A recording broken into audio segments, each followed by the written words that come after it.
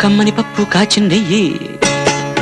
వేడి వేడి అన్నం మీద కమ్మని పప్పు కాచిందెయ్యి పప్పు తప్పడం కలిపి కొట్టడం భోజనం మన భోజనం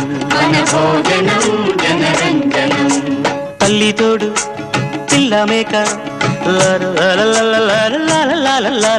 తల్లి తోడు పిల్ల మేక ఆలు మగలు అత్త కోడలు బాసు బంటూ ఒకటేనంటూ కలవడం భోజనం